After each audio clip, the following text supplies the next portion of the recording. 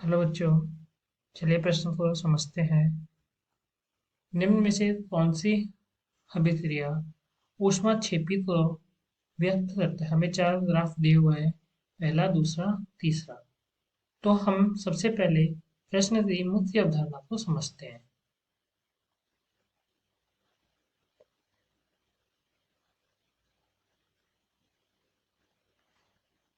ऊष्माक्षेपी अभिक्रिया का मतलब होता है डेल्टा एच ऋणात्मक।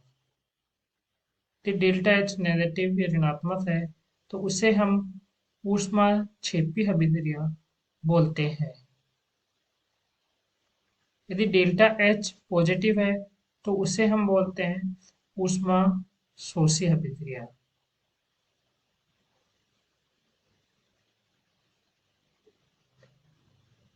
प्रश्न में हमें ऊष्मा क्षेपी अभिक्रिया के बारे में पूछा गया है, तो इसे हम एक ग्राफ की सहायता से समझते हैं। यही तो हमारा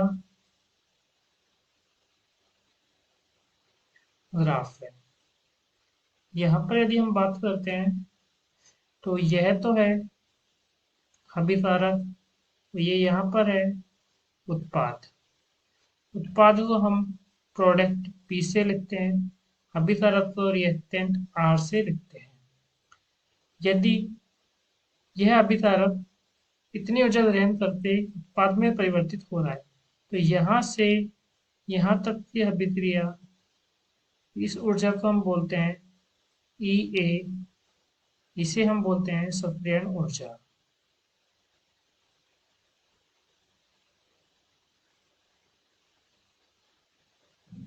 सक्रियण ऊर्जा के बाद यह जो ऊर्जा बची है, इसे होते हैं डेल्टा एच।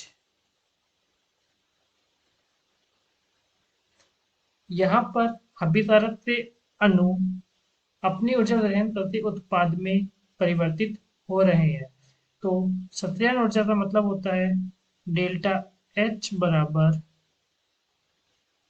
उत्पाद की ऊर्जा माइनस अभिकारक की ऊर्जा।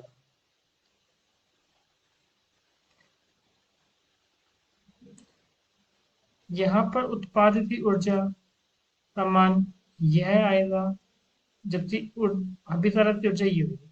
मतलब हम बोल सकते हैं उत्पाद की ऊर्जा यहाँ पर 200 है, तो अभिकारक की ऊर्जा यहाँ पर 500 होगी। तो यहाँ पर उत्पाद की ऊर्जा कम है, तो हम बोल सकते हैं, इसे हम बोल सकते हैं 200 माइनस 500। ये हमने उदाहरण से समझा है। तो यहाँ पर डेल्टा एच का मान ऋणात्मक आएगा। तो हम बोल सकते हैं उत्पाद की ऊर्जा अभिकारक की ऊर्जा से कम है, तो बोल सकते हैं डेल्टा एच बराबर नेगेटिव। तो इस प्रकार का ग्राफ हमारा ऊष्मा क्षेपी अभिक्रिया को प्रदर्शित करेगा। यदि इसी ग्राफ में अभिकारक की ऊर्जा ज्यादा है उत्पाद की ऊर्जा से, तो यह ऊष्मा शोषी अभिक्रिया को प्रदर्शित करेगा। तो पहले विकल्प में हमें दिया हुआ है अभिकारक की ऊर्जा उत्पाद की ऊर्जा से कम है, तो यह एक ऊष्मा क्षेपी अभिक्रिया को व्यक्त करता है। तो हमारा सही विकल्प होगा ऑप्शन नंबर ए। आशा करता हूँ आपको समझ आया होगा। धन्यवाद।